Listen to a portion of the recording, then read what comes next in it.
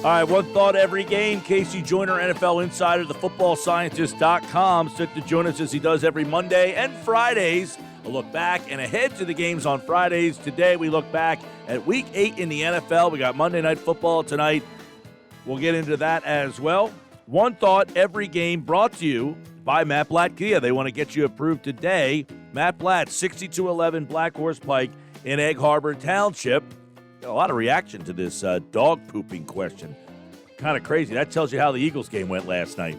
At 973 ESPN, real quick, I will update the poll question just to let you know that the owner of the lawn is beating you 54-45.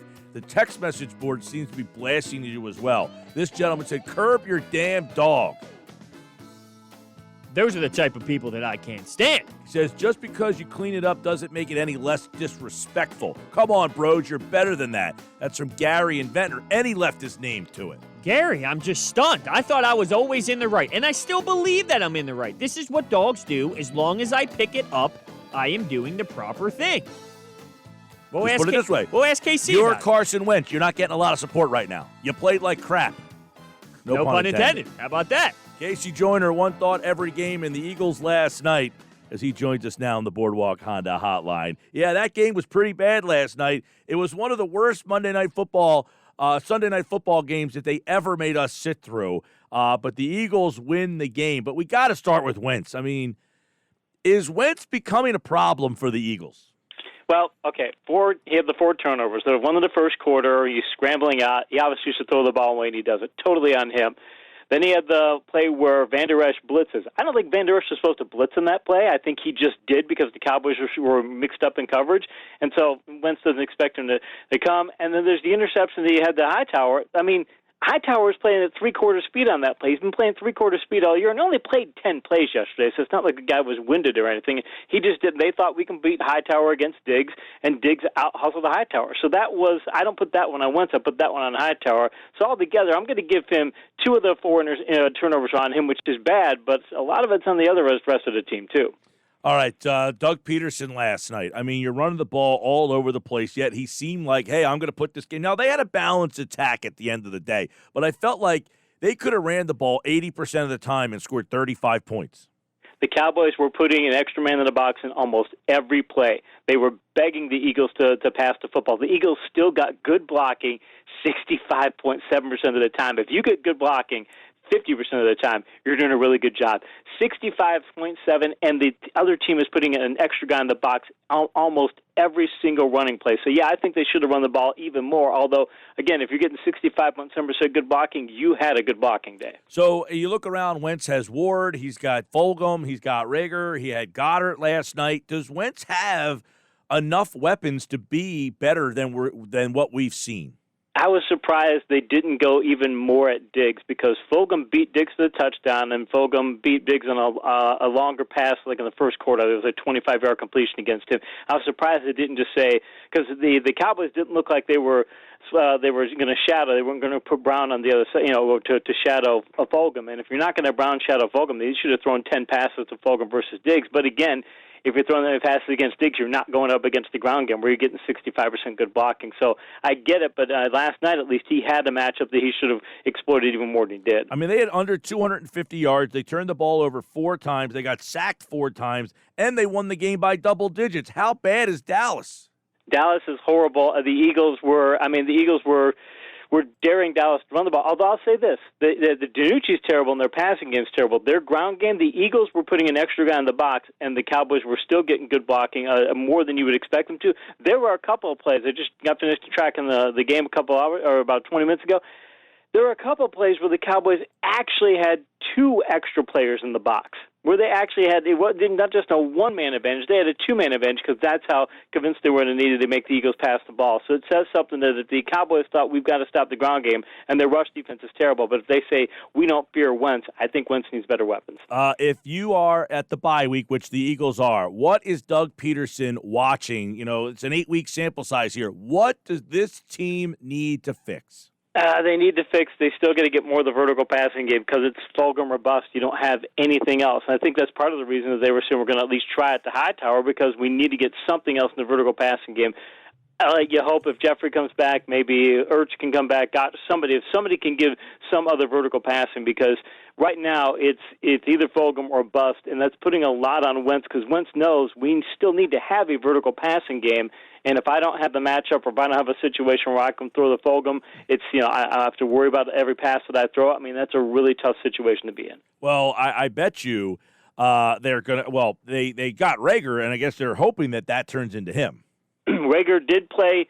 He played well last night. I graded him up fairly well in that contest. I thought he was good for what they asked him to do. I don't know that he can truly be a vertical threat, but I thought he did play well for what they asked him to do. I also thought Edwards on defense, with the Eagles had some linebacker issues.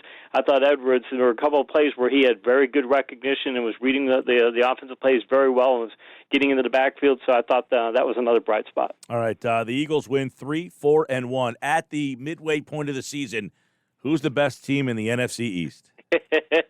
It has to be Philadelphia, and they're getting healthy. It's a perfect time for the bye, and they're going to get players back. If they get Johnson back, if they get, you've got Goddard back, you get Johnson, you get Sanders back, if you get Jeffrey, I mean, maybe you get Ertz back soon enough. I mean, you start getting some of these players back, and suddenly this is a much more talented offense than they've been.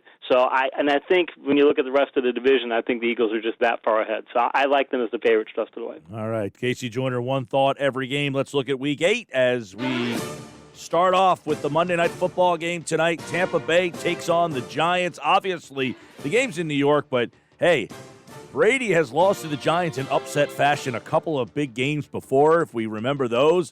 Does Brady keep that stuff stored and win this game going away? I think the Giants' defense is going to probably give them a little more of a challenge than they've seen of late, because they have played very well, but the Bucs' defense is so overpowering. I think that Brady won't have to take a lot of chances, and the Bucs will win this by at least 10. All right, one thought every game from the Sunday slate. Week 8, New England. It looks like that reign might be over. It looks like that playoff streak might be snapped. Buffalo is 3.5 games up in the AFC East. They are, and the Patriots look like, their players are going to be on, what is it? Stephon Gilmore said his house was up for sale till 5 o'clock tomorrow, which obviously is a reference to the trade deadline. So it looks like the Patriots think their season's over, and you look at their schedule and look at how far behind that. I think they are, and the dynasty's dead. Joe Burrow, if this team could actually win a couple of games, you might have to think about him as an MVP candidate. He has been excellent, and the Bengals pull off a major upset, beating Tennessee, and they do it handily, 31-20. Yeah, it's him and Justin Herbert are going to be Offensive Rookie of the Year, their leaders right now. I would pick Burrow because he's played the whole year, and he's got less talent around him. He's got a solid receiving core, but he doesn't have the receiving core that Herbert has, and he doesn't the rest of the offense. And plus, remember, he did that yesterday with 4 new offensive linemen. They had to rechange their whole offensive line. So Burrow is, I would vote for him for Rookie of the Year, and right now, if I would pick between those two. All right, you go to another interesting one, which was Las Vegas and Cleveland. It's interesting only because Cleveland's been scoring. They get 6. Vegas goes on the road and wins that game. Bad day for Baker Mayfield. Only goes for 122. I still think that he had that rib injury. I still think he's banged up. I think losing the injury is starting to catch up to him as a whole. He's hurt. OBJ's out. You've got Chubb out. You start adding these things up, and their offensive line, which dominated early in the season, is not blocking anywhere nearly as well. So you start adding it together, it's bad for them. But the Raiders holding them to 6 points, and that defense had its best game of the year. Indianapolis wins big by 20. They score 40 on the Detroit defense, and the Colts now have put themselves in the conversation in the AFC South. They have. The Lions are allowing now 29 points a game. We were talking last week. I mentioned that I thought the Lions could be a sleeper wild card. Yeah, that's over. Their season's going to tank, and they're going to let go Patricia probably at the end of the year. But the Colts, to be able to do that, speaks well for them, and it showed a big difference with Leonard coming back. Leonard makes a huge difference for that defense. Cincinnati wasn't the only upset of the week. Minnesota handles Green Bay 28-22, and they go on the road and do it. Huge day for Dalvin Cook. Smart guys picked him in their fantasy league. Yeah, I had him in a couple of my fantasy leagues. I was very happy to have that. The thing is, the Vikings want to be that kind of a team. We're going to be a ground and pound team. That's who they want to be, and now they've got the blocking to do so. And Green Bay's run defense, they don't handle power. They don't handle being punched in the mouth very well, and that's a problem if you're in the NFC, because there's a lot of teams in the NFC that can do that. We knew it was going to be bad. 35-9. Maybe Mahomes 4-16. Yawn. Yeah, Jan, and they played. You look in the first half, and even in the pregame, there was people saying that the Chiefs looked like they were just going through the motions, and they did. And they just said, okay, well, we'll finally just put our foot in the gas and beat these guys. They could have won 70 than that if they had actually tried hard enough. Miami, I love that game this week. They didn't only cover; they won the game. They won handily. But Tua did not have a great numerical game. But what did he add? He added a lot of mobility in their offense, and and mind you, they want to build for their future. They know if they get Fitzpatrick in there, it's just building for today, and they want to build for the future. They know we've got a good enough ground game, and we've got makings of a really good defense. And if we do that, then we can get him 8 games of experience so we can build for next year. So I'm glad that they actually put him in there. Tough loss for the Rams. They fall to 5-3. By the way, Miami 4-3, and we'll do who's in, who's out tomorrow. I've had them in the playoffs the last 2 weeks. I like that Miami team. Let's go. Pittsburgh, Baltimore. These two teams for the AFC North. Pittsburgh gets the better of Baltimore on the road. Another tough day for Lamar Jackson against a good team. That Steelers defense is built to stop him. Not only just the whole composition of their very athletic, very hard-hitting defense is good, and they got Spillane got the touchdown. And in fact, they had a lot of young players playing well later in the contest, although the Steelers gave up a ton of ground yards. They didn't get much in the air, and they got the turnovers. And Lamar Jackson, again, a big game at home, and he lays an egg. You're starting to wonder, okay, what is it about this guy? Because he needs to play better in these contests, or else it's going to keep happening to Baltimore. All right, Denver with a huge comeback victory yesterday over the Chargers. It doesn't happen to anybody but the Chargers. They're up big. They can't hold on. 31-30. Herbert has another big day. But Drew Lock, people were saying, hey, you're going to sit this guy, and he brings them back. He does, and his talent around him hasn't been what it was before. I'd like to see them get the talent around him, or keep healthy talent around him and see how he does. Don't just throw in the talent him right now, because he's shown enough that where you think he could be a solid quarterback. But the Chargers, they just keep finding ways to lose these games, and you don't want to blame it on the coach, but it's like if it keeps happening again and again and again, eventually it's going to be, hey, you got to get a change up top. KC Joyner with one thought on every Week 8 game. Overtime for New Orleans. They figured out a way to beat Chicago. Foles, he was rough again. And this Saints team quietly has won, 4 straight all of a sudden. But, hey, the Bears, their offensive problems are legit.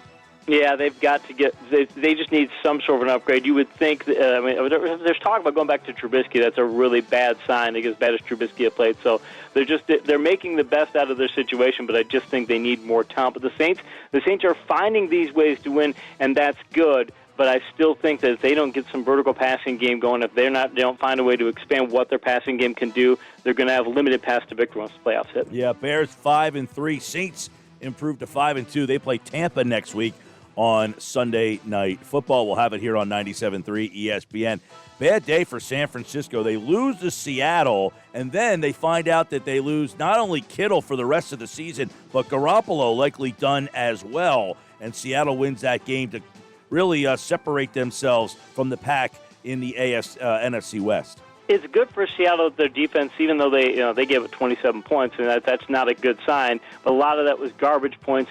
And they, for the first game this year, allowed fewer than 400 total yards. They allowed 351. That's not good, but it is a step in the right direction. They're going to get some people back on that side of the ball, too. If they start stockpiling some of that talent they're missing and can get healthy and can start playing better on that side of the ball, then they'll be a nearly unbeatable team. But right now, they're still getting into too many shootouts. And then Dallas, of course, at Philadelphia, 23-9, the final in that one. Halfway through the year, KC Joyner, give us kind of your overview of how many teams do you think are legit Super Bowl contenders? You got Buffalo, Pittsburgh, Baltimore, Tennessee, Indy, Kansas City, I wouldn't say the East team, Green Bay, Chicago, New Orleans, Tampa, and that whole West. How many of those are legit Super Bowl teams? Assuming everybody stays healthy, because that's a big if this year, especially with COVID going on and such. But I'm going to call the Steelers, I'm going to call the Seahawks, and I'm probably going to call the Chiefs are like the main Super Bowl contenders. I think pretty much everybody else is a step back. I don't think anybody else is at their level. Baltimore isn't, and some of the other teams that could be at that level just aren't there yet. So I'm going to call the Steelers, the Chiefs, and the Seahawks as the 3 teams right now. If I was picking Super Bowl, I'd say those are the teams that are going to make it. All right, KC Joyner will be back on Friday with one thought on every Week 9 game as we are crossing over the halfway part of the season.